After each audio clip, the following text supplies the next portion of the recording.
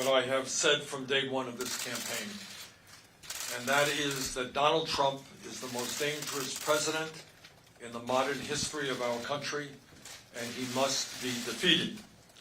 Tragically, we have a president today who is a pathological liar and who is running a corrupt administration. He clearly does not understand the Constitution of the United States and thinks that he is a president who is above the law. In my view, he is a racist, a sexist, a homophobe, a xenophobe, and a religious bigot, and he must be defeated, and I will do everything in my power to make that happen. Last night, obviously, was not a good night for our campaign from a delegate point of view. We lost in the largest state up for grabs yesterday, the state of Michigan. We lost in Mississippi, Missouri, and Idaho.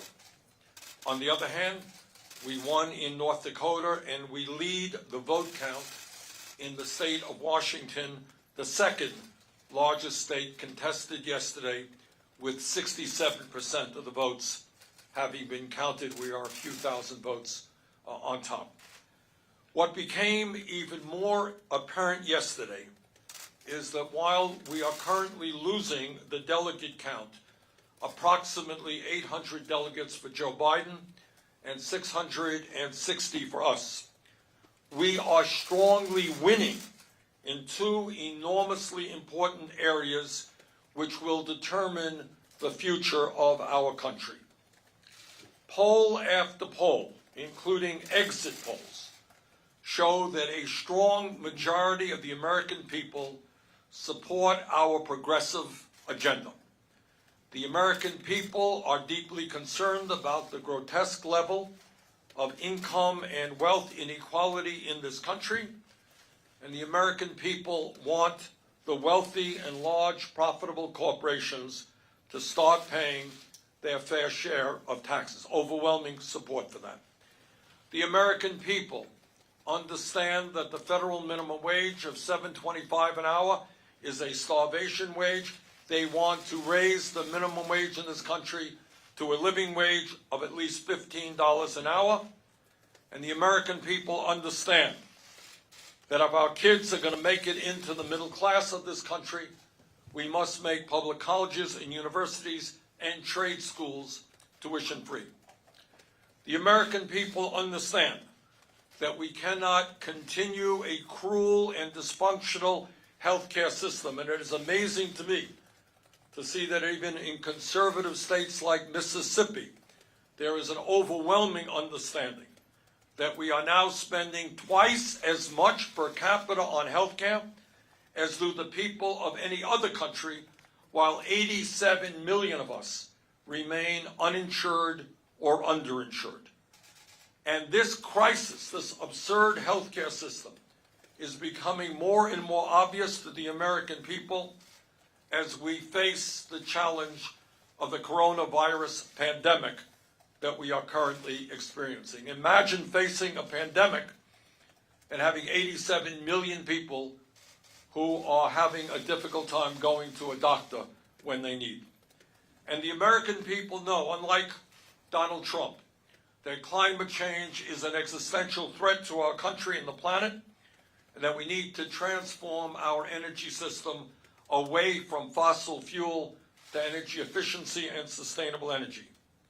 And the American people also know that we need fundamental transformation of a broken and racist criminal justice system, as well as a cruel immigration system that keeps millions of people living in fear.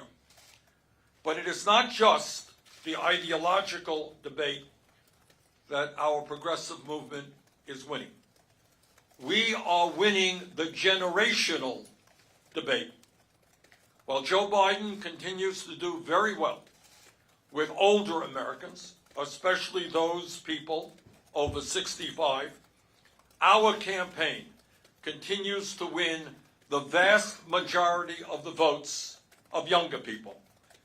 And I am talking about people not just in their 20s, but in their 30s and their 40s. The younger generations of this country continue in very strong numbers to support our campaign. Today, I say to the Democratic establishment, in order to win in the future, you need to win the voters who represent the future of our country, and you must speak to the issues of concern to them. You cannot simply be satisfied by winning the votes of people who are older. While our campaign has won the ideological debate, we are losing the debate over electability. I cannot tell you how many people our campaign has spoken to who have said, and I quote, "I like what your campaign stands for.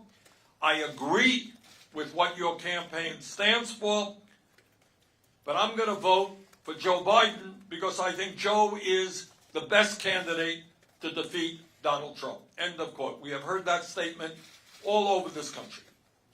Needless to say, I strongly disagree with that assertion. But that is what millions of Democrats and independents today believe.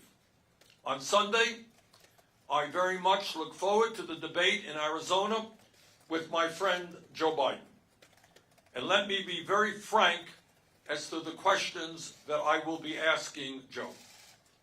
Joe, what are you going to do for the 500,000 people who go bankrupt in our country because of medically related debt?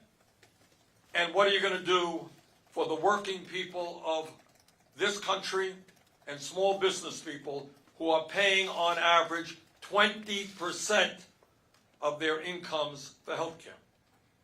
Joe, what are you going to do to end the absurdity of the United States of America being the only major country on earth where health care is not a human right? Are you really going to veto a Medicare for all bill if it is passed in Congress? Joe, how are you going to respond to the scientists who tell us we have 7 or 8 years remaining to transform our energy system before irreparable harm takes place to this planet because of the ravages of climate change? Joe, at a time when most young people need a higher education to make it into the middle class, what are you going to do to make sure that all of our people can go to college or trade school regardless of their income?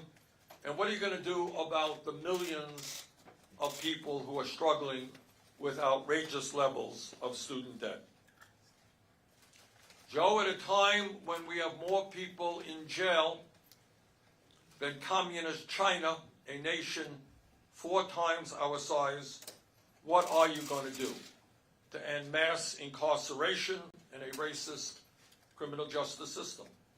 And what are you going to do to end the terror that millions of undocumented people experience right now because of our broken and inhumane immigration system?